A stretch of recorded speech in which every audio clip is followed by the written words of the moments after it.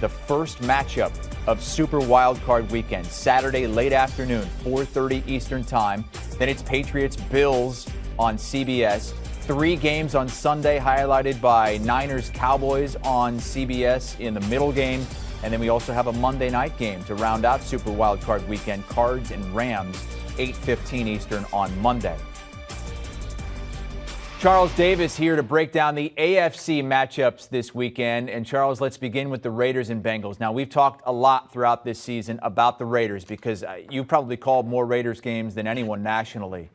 How did they keep things together on the field while going through maybe one of the more tumultuous off-field seasons a team has been through in a long time?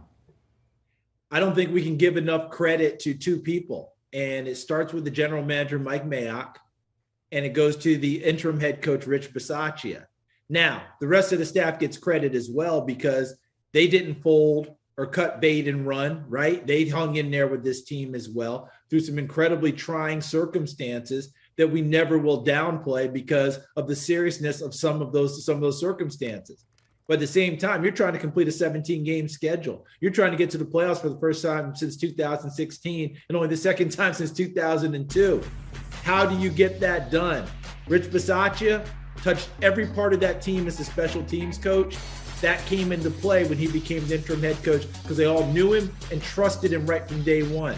Mike Mayock, who was brought in by John Gruden as a general manager, now truly becomes his own guy, becomes his own man in that position, making moves, working in hand with Rich Bisaccia, making sure that team has what it needs. And finally, let's give a little credit to those guys in the locker room.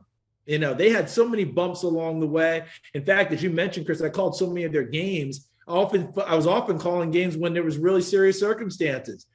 John Gruden's time frame, right after Ruggs's tragedy. All of those things came into play. They didn't play well after those in those weeks, but somehow they hung in there, got it done, even with the turnover numbers against them, you name it. A lot of grit and determination in that locker room. They deserve a lot of credit, but I really think that Mike Mayock and Rich Bisaccia really set the tone. And Derek Carr in that locker room, such a leader. I think he won over a lot of fans this season. He's going to get to play in his very first playoff game because the last time they were in the postseason, he was not able to play in that one. Do you want a sports network that delivers everything that matters about the game? The highlights, the picks, the instant analysis, no yelling, no fake debates, no politics. Hit the subscribe button and never miss a moment.